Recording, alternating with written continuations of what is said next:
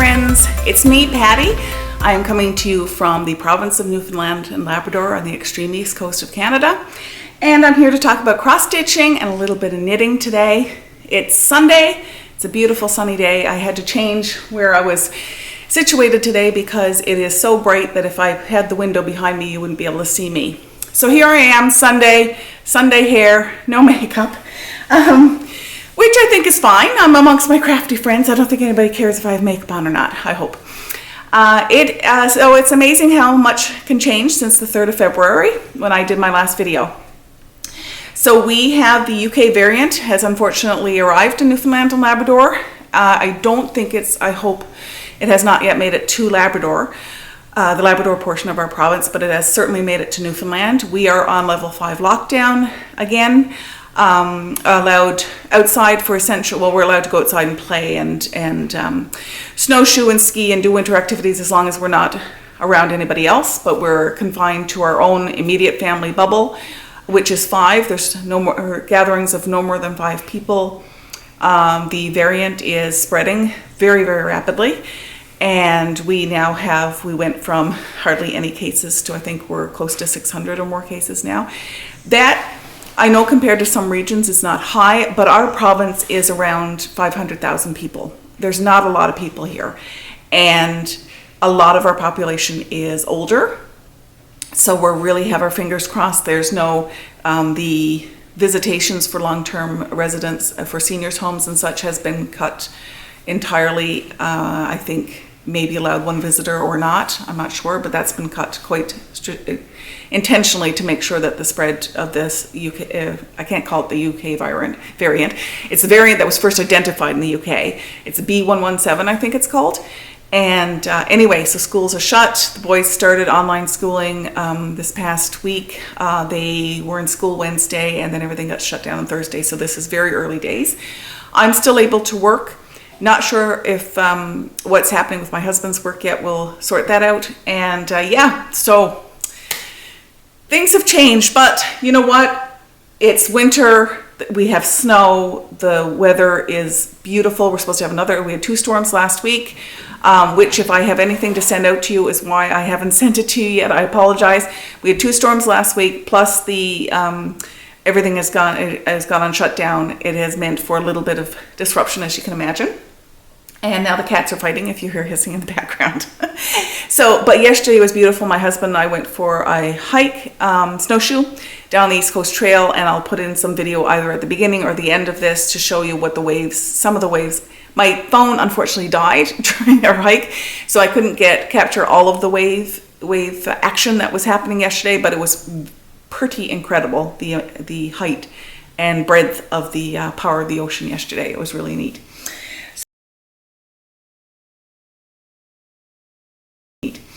So without further ado, I want to show you where I've gotten. So this is my, which is now over, but my stitch along, beside the sea stitch along, the piece with the gulls there, it was the newest part of the stitch along.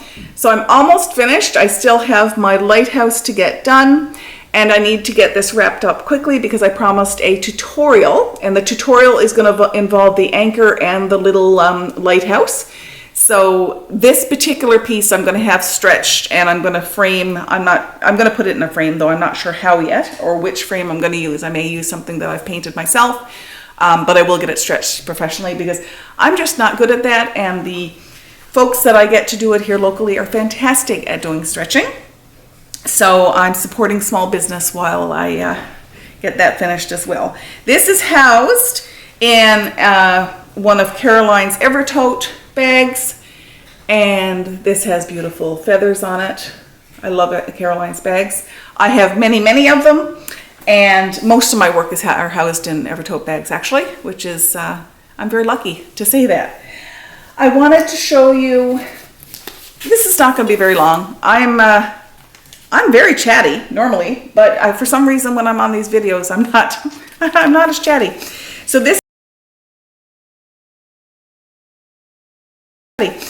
this is my Owl Forest Embroidery Northern Land. This is the full piece, and it is pretty large, though this picture may not show it. So I am working on this section down here. Hopefully that's focusing, because I can't tell if it's focusing or not. I don't have the camera thing on the side. So this is the, you know, it's not huge, but it's fairly large. And this is where I have gotten to date. So I've kind of broken this pattern up in my mind into 9 sections. So I'm almost finished my first of 9 sections. My hope and goal at this stage is to finish a third of this pattern before I put it away and switch to something else. We'll see. I may change my mind. As most of you know, I'm not a very monogamous crafter, so it is entirely possible that I will change my mind and go on to, well, I have actually gone on to something else, and I'll show you that in a minute. But I mentioned last week, or sorry, on the 3rd, when I last filmed, that I was using hand dyed by Rolanda, I'm not sure how she says her name, threads, though these are they. And if you really like them, I'll let you know that this color is number 36. This color is number 11. Hopefully the camera's focusing on those and I'm giving it enough time. And this one is color 14. So it's these ones are not silks, they are hand-dyed cotton, and I think that they are stitching up beautifully. I'm just going to show you my piece again to show you what that variegation is like in real. I don't know if that's straight or not, but there you go. So you can see the variegation there, it's gorgeous. And I'm stitching this on 16 count Aida because that's how I roll right now with the way my eyes are. My optometrist told me that my only hope is cataracts to get eye surgery. I have extremely high prescription, and that with an astigmatism makes me not a great candidate for regular eye surgery or laser surgery. So apparently cataract surgery might work though, so I'm praying for cataracts at this point. Isn't that awful? Oh, I wanted to show you, just a sec.